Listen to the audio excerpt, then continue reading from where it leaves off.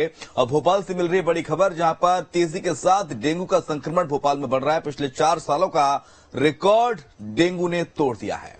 बिल्कुल, भोपाल में अब तक कुल 785 पॉजिटिव मरीज मिले हैं। पिछले साल 675 डेंगू पॉजिटिव मरीज मिले थे। भोपाल में डेंगू के संक्रमण की रफ्तार बढ़ गई है और इस साल 27 नवंबर तक डेंगू के कुल 785 मामले सामने आ चुके हैं, जो साल 2022 की तुलना में 110 ज्यादा हैं। पिछले साल भोपाल में कुल 675 डेंगू पॉजिटिव मिले थे। इससे पहले 2021 की बात की जाए तो 781 डेंगू पॉजिटिव मिले थे, जबकि 2020 में सिर्फ 74 केस ही सामने आए थे। भोपाल में डेंगू के बढ़ते संक्रमण की स्थिति तब है जब बीते 3 महीने से जिला मलेरिया दफ्तर के हेल्थ वर्कर और स्वास्थ्य विभाग के कर्मचारी लगातार लार्वा और फीवर सर्वे कर रहे हैं। उसके बावजूद ये हालात बने हुए हैं। पिछले साल 675 डेंगू पॉजिटिव सामने आए थे। भोपाल में तेजी के साथ ही डेंगू का संक्रमण बढ़ रहा है। डेंगू के डंक से भोपाल जूझ रहा है और लगातार जो मरीजों की संख्या है वो बढ़ती जा रही है। अब तक 785 पॉजिटिव भोपाल में मिल चुके हैं डेंगू के। बिल्कुल, पिछले साल की तुलना में डेंगू पॉजिटिव मरीजों की संख्या में बढ़ोतरी दर्ज की गई है।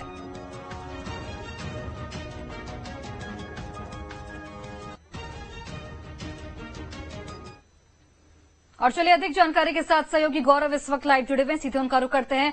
गौरव, डेंगू के जो मरीजों की संख्या लगातार बढ़ती जा रही है, अस्पताल में किस तरीके की व्यवस्था और नगर निगम की ओर से क्या कुछ किया जा रहा है?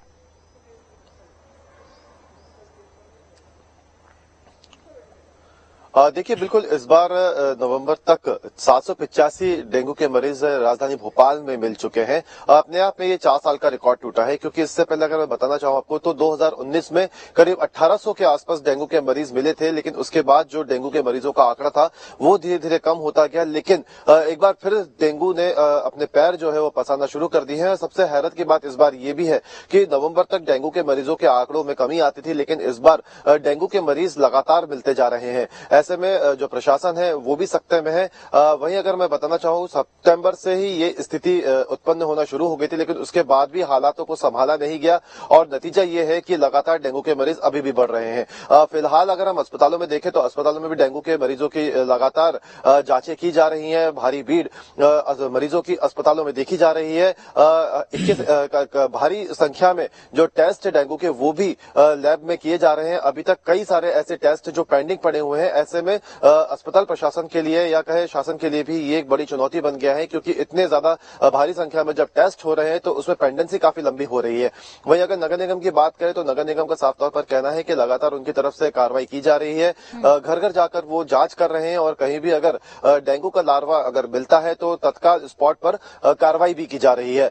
लेकिन जिस तरीके से आंकड़े राजधानी भोपाल में सामने आ रहे हैं, नगर निगम की कार्यप्रणाली पर भी कई तरह के सवाल खड़े हो रहे हैं, क्योंकि जो यह हालात है पिछले 2 महीने से लगातार बने हुए थे। ऐसे में अब तक हालातों को कंट्रोल क्यों नहीं किया जा सका है, अपने आप में यह बड़ा सवाल है। और इसी की वजह से आगे भी जो डेंगू के मरीज हैं वो उनके मिलने की जो आशंका है वो लगातार बनी हुई है। इसको किस तरीके से कंट्रोल किया जाएगा, अभी तक इसका जवाब नगर निगम के पास नहीं है। नगर निगम बस वही पुराना रटाया जवाब दे रहा है कि इस मामले में जो कंट्रोल करने की कोशिश है डेंगू को वो की जा रही है, लेकिन हालात अभी भी जस के तस है। अगर पूरे मध्य प्रदेश की बात करें तो मध्य प्रदेश में भी लगातार भारी संख्या में डेंगू के मरीज मिल रहे हैं। ऐसे में अगर राजधानी भोपाल में देखा जाए तो ताकि हम इस डेंगू के प्रकोप से बच सके। बहुत बहुत